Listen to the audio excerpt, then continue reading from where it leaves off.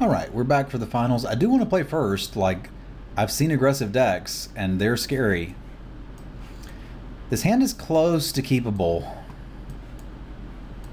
It's got the sheer drop to correct early aggression.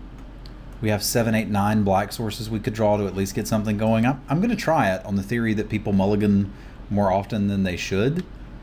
But again, when you keep a hand like this, which is one color lands, the other color spells, it can go drastically wrong.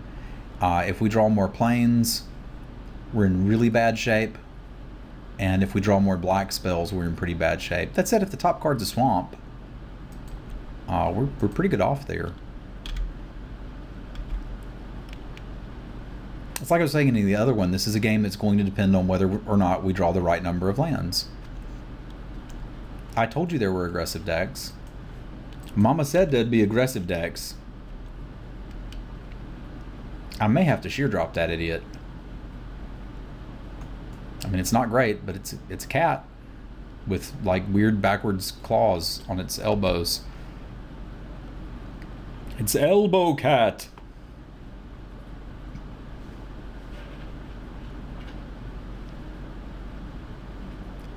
Like if he has a little drone dude here, again, we could be hurting pretty bad.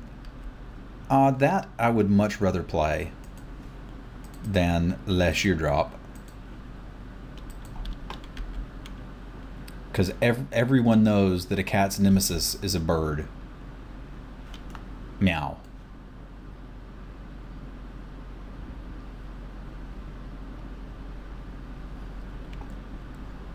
Alright, there are things that can't attack me. I want to play the Colostra Healer first and get that extra trigger. It seems like he's being aggressive, but I might want to get this going so that next turn I can play the healer and potentially a sheer drop and start getting some ally triggers to actually start dealing damage. Yeah, I'm going to default to use most of your mana. Because if I have to just play the healer next turn, I'm not unhappy with that. And honestly, if he's going to kill one, it's probably better for me if it's the Chain Mage. Here's the drone we were a little worried about.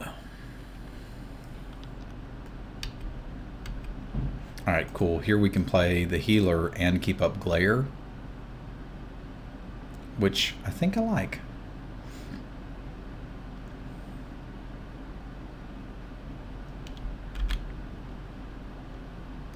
Means we can start ploinking away for damage. Allied Reinforcements is going to be good. We can cast 2 spells in this turn cycle. Like there's a temptation to block the drone with the aeronaut and let him invest the mana.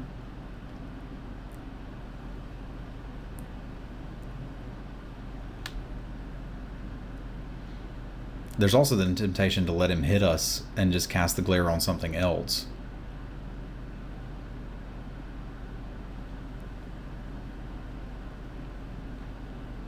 You know, I think I'm actually going to let that happen. Because if this is a Tajuru beast thing, I'm more concerned about that than I am this. And if it's not, the Allied Reinforcements deals with that.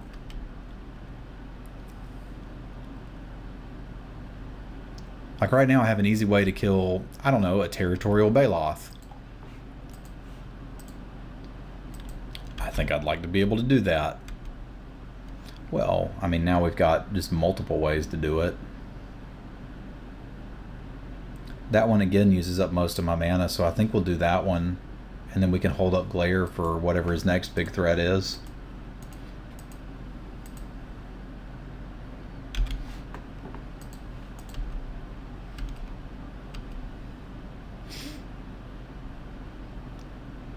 Like, I don't have to answer a 2/2.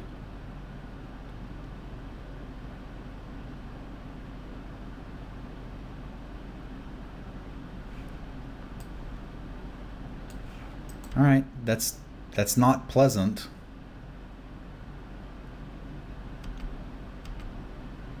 But it can be glared.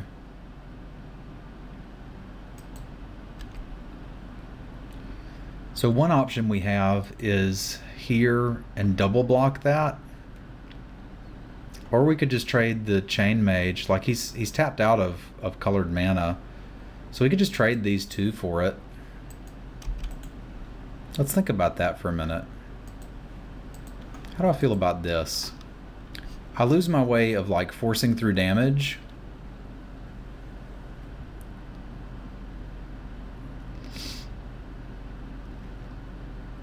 But like this seems like a good trade, and he doesn't have any mana open, and I don't have to deal with the Reality Smasher anymore. So I think I'm just going to take the 2-for-1 and be okay with it. My board state's not bad afterwards if all I do is cast the Allied Reinforcements. It's like I take potentially, what, 5 here? And I've dealt with that. I mean, yeah, 2 more is going to trample through. It's a big hit, but I think I'm okay with this. Oh, none tramples through because I got all this toughness, yo. These guys staple together to make one Reality Smasher. The thing about the Reality Smasher is, yeah, I can use the Immolating Glare on it, but that's still 2-for-1ing myself. Whereas I can use this on something else later and be pretty happy about it. Like, yeah, let's say we rip one more land, we can Sharpshooter and leave that open. Because I feel like this board state's not bad. We gain our 2 life back. We've got blockers for the drone or the kitty. Life totals are still relatively even.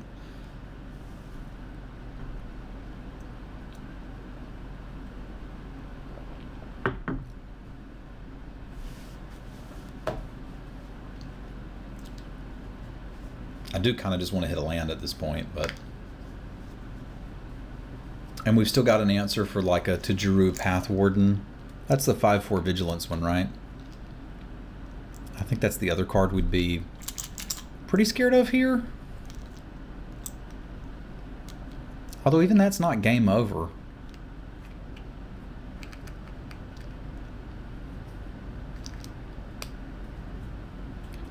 The attacks, I think I just trade with the Leopard, because then again we can play the Sharpshooter. It'd be nice to play the Sharpshooter and eventually get to the mana to just be able to eat the kitty, but you know, this is America. We don't eat cats. Right, Dutch? Right. All right, we'll pause it while he's thinking here, because looks like he's under some deliberations.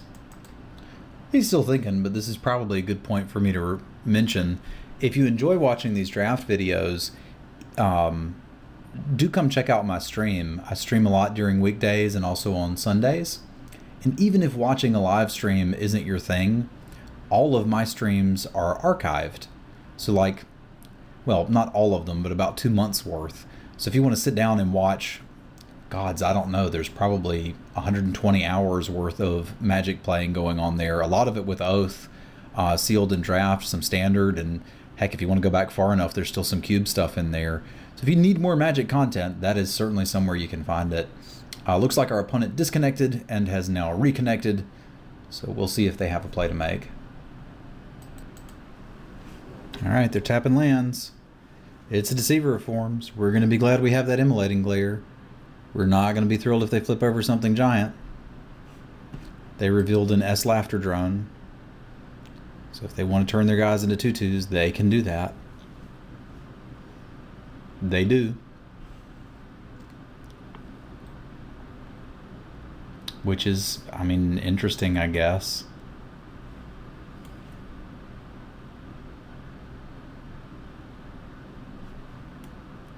This lets me trade off my knights for significantly more valuable creatures on his side, which I think I do. Like this guy he could make better than a 2/2 later. This guy he could make, I mean, it's already better than a 2/2. I think he was better off just not doing that and swinging with the team. He does get in 3 points of damage. If I didn't have the glare, I couldn't pull that off, but I have the glare. What we really want to hit is a land so we can play the Sharpshooter and the glare. Now the scary part, did he put that on top or bottom? Yeah, he put it on top. So he's drawing an S Laughter Drone. And we'll be able to glare the Deceiver of Forms, should he attack with it. And I imagine that he will. Like, it's probably why you put it in the deck, right? Okay. He's got some scry action going on here. I like that he's tapping all his mana before the attack. That's got to be a good thing. He had a forest. Do you want to turn all of your guys into forest? No. Are you going to hit me with it? Yes. Is Travis going to kill it? Yes. Yes, he is. It is dead. Blah, blah, blah. Could take the 8, sheer drop it, etc., but I don't want to take 8. Support 2, you say? That seems good. It would be kind of nice to just snipe away his Scythe Leopard while we can, but I don't think I can afford to do that yet. There's also some argument for playing the Channeler and just kind of letting these two trade. Because like a 2-3 doesn't do a whole lot. Well, a 2-3 blocks the hell out of a Scythe Leopard and puts something on the table that can attack. I like that. He's going to get a lot of scry value and card advantage going forth with that Catacomb Sifter. But at the moment, we have stabilized, which I think is really what we're trying to do. We do know his bottom card is a forest, which is relevant information.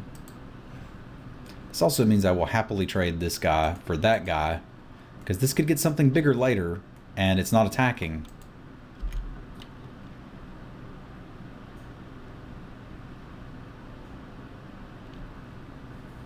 He went bottom with the scry, so not great for us. Again, I like activating that, but I don't like him getting free scries. Is eating his 1/1s better?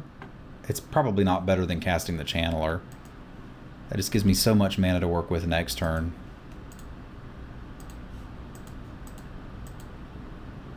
And we'll conspicuously leave up a black, so he has to wonder if we've got that combat trick. I'm feeling relatively safe, although again, he gets a lot of scry value. Now this is any creature? Yeah. It can even be tokens. Sky Climber gives us a plan. And allows us to Shrinky Dink a dude. So I think we'll take it.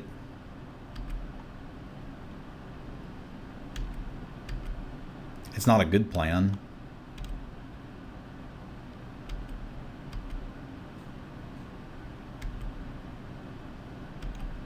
Like, we can't shrink that guy now and eat it, but we can eat a Scion and trade a Scry for a Scryon? Is that what you would call that? I'm trying to set up a situation where we can attack with the Channeler. I mean, I think I'm okay with him getting a Scry for us to eat his Scions.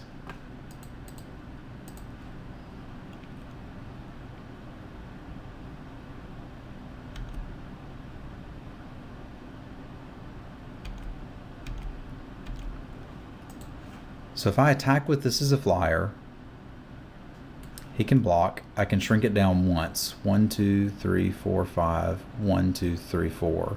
So with one more land, I can just kill it. And that I can make it only a 2-3. Yeah. So these are going to trade if I attack. So I guess there's not really any point in attacking. We just sit. Continue eating the stuff we can eat. I could attack with the Channeler. What does he do if I do that? Block it here and here? No, he can't do that. To kill it, he'd have to block with the Catacomb Sifter. I don't mind that.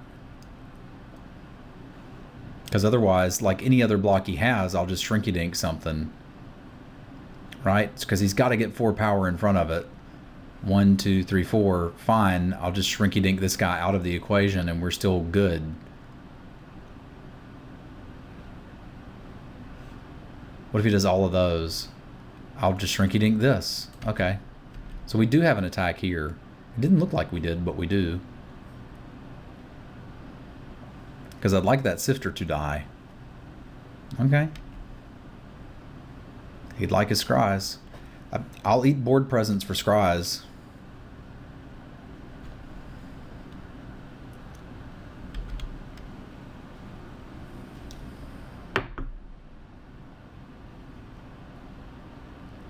Whatever it is, he put it on top. That means we could potentially just shrink this now and kill it, because whatever he's drawing, he wants to keep. I kind of actually like that. Like, now he doesn't get the scry value off of it because he's already decided he wants to keep the card.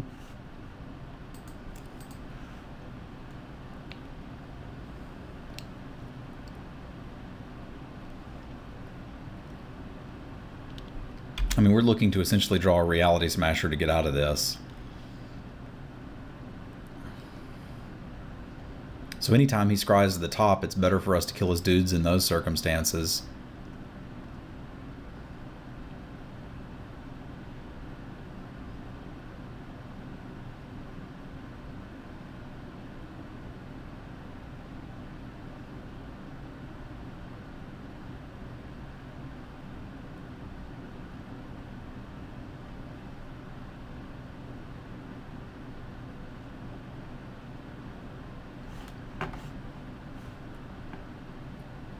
Nothing? Okay. I like nothing.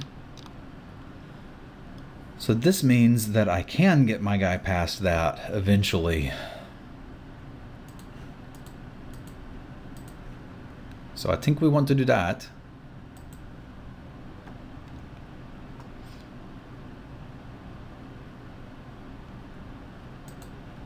Get an ally trigger, and 1, 2, 3 seems good. So I still can't attack with it now, unless I just don't, like if I don't give it flying, we've actually got a decent attack with it. I can attack here. I don't think I want to, like the attacks get a little bit better when I have Shrinky Dinks enabled too. But like to kill this, he'd have to block with everything. I ate one of his dudes. That seems fine to me. Like we're starting to get a big enough board presence that he's kind of screwed. So do I want to trade this for one of those things in a Scion? I think so. Like we got to kill him at some point and this will start to do it. Right? Like what are his best blocks? He jams 2 things in front of this, or he jams all the things in front of this. Or maybe he has a combat trick and we eat that. Sure, we're still left with all this stuff. There's an argument to not swing with the Channeler because we will have a shrink up. This seems fine.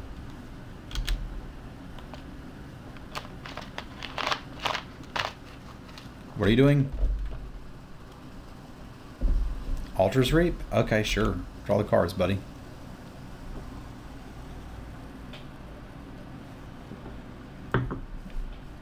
That leaves you with one thing as your board presence.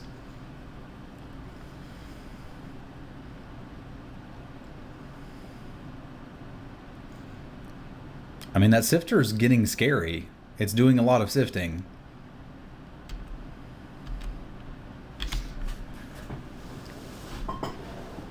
But he's gonna need something good.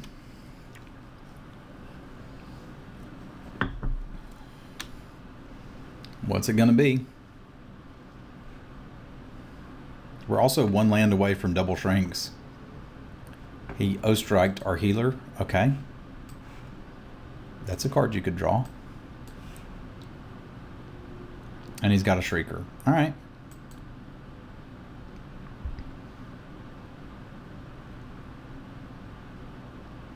I don't think that does it, buddy.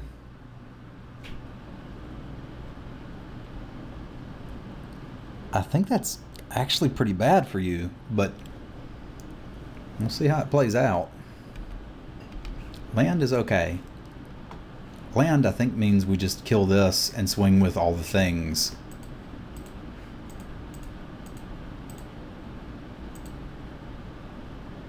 I don't have enough to do that, do I? Oh yeah, I do. I've got it here.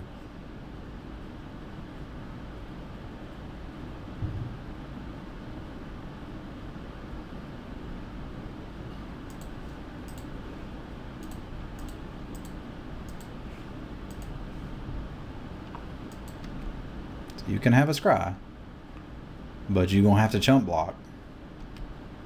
Or I suppose trade for this guy. Sure. You can trade for that. And go to 2.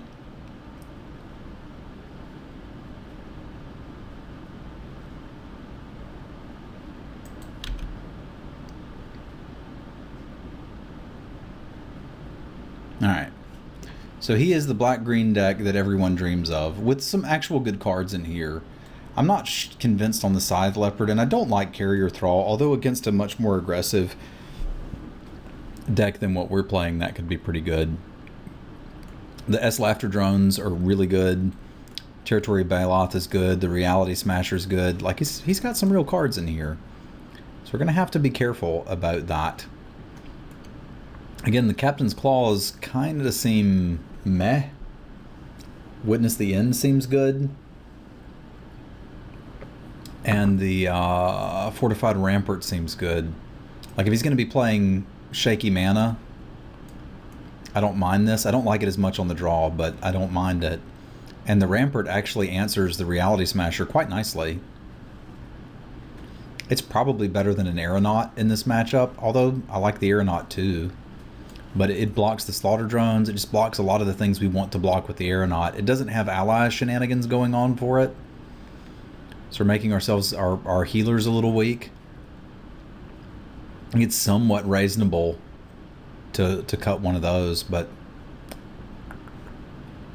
I don't think that's what I want to do. Smite's certainly going to be fine against him. So yeah, I think we'll run this. I still think I like the allied reinforcements. Like, it just gives us so much fuel and double block potential. I think that's a card I want in the deck.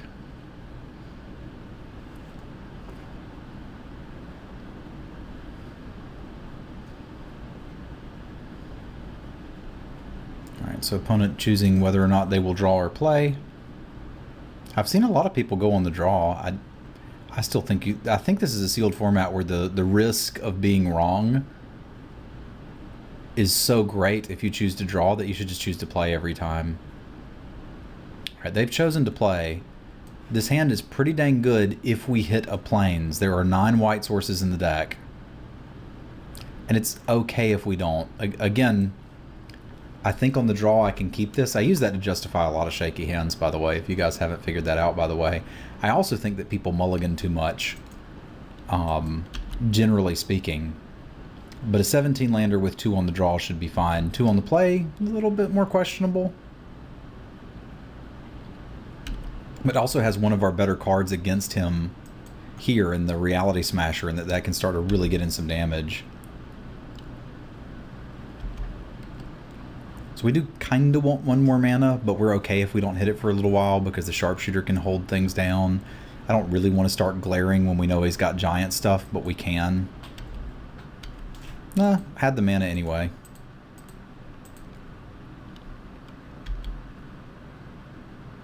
That Sharpshooter really got in some sharp shots last game. It's like the Demon Hunter from Diablo. Alright, we almost had a cool curve here. I could be a jerk and kill that with the Immolating Glare, but since he's already got the other color, it doesn't do a lot. I think I like just Chain Maging. I'm not going to trade him, but it lets us start derping for damage, and then allied reinforcements can come up and block if we need to. Also, we could just rip a holdout settlement off the top and boom. Do horrible things. I've also got the Griffin if we need it. Baloth Pup, sure. We'll happily trade allies reinforcement tokens for that. Alright. Things are looking fine. Let's call in some allies and start draining you. I still feel like we're the control deck, so getting the Griffin down later is just fine. I'm, again, pseudo scared of a Reality Smasher here, but it's not even the end of the world if he has one. We can double block it. We could actually shove everything in front of it and keep the Cutthroat if we wanted to. I don't think that's super wise with the Relief Captain in hand, but it's something we could do.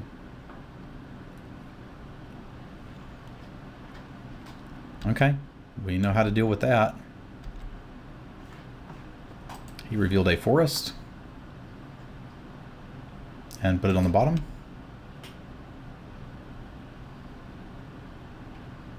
We're land away from just eating that. Get them sharp shots in. Bloop. Who wants to get Oblivion Striked? That's right, you do. I don't see the point in risking it here. I think I can swing with these tokens.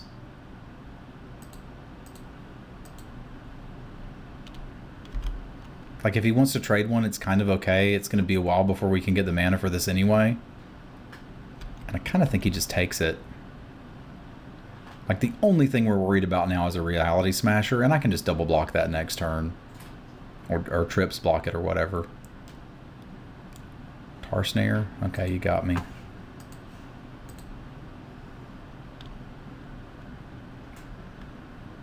Like, let's say he wants to get aggressive here and we rip a Plains.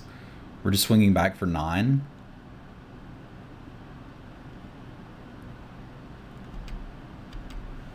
Well, I mean, didn't not have it.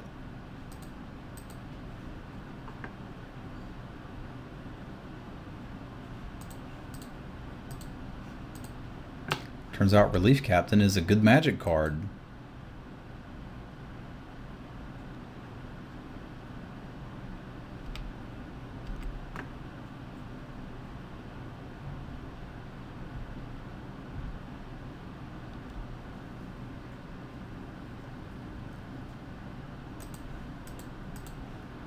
And this should make our Griffin able to finish things off before too long. It's like, I don't think he chumps here. And going to 3 seems really good. I mean, for us, not for him. Chumping? I like chumping. He still had mana up for like the black regenerate combat trick, but elected not to use it. Can't think of many cards that get him out of this, like a Flaying Tendrils doesn't do it. There's not a Wrath in the colors that I'm aware of that he's playing. One blocker won't do it. He needs 2 blockers. And one of them can't be this, because it's just dead. That's not going to do it.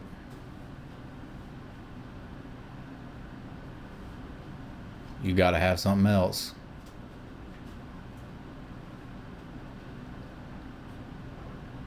That's not gonna do it either. You are dead on board, my friend. Well, yeah. Just dead. Ping! Look at all those sharp shots.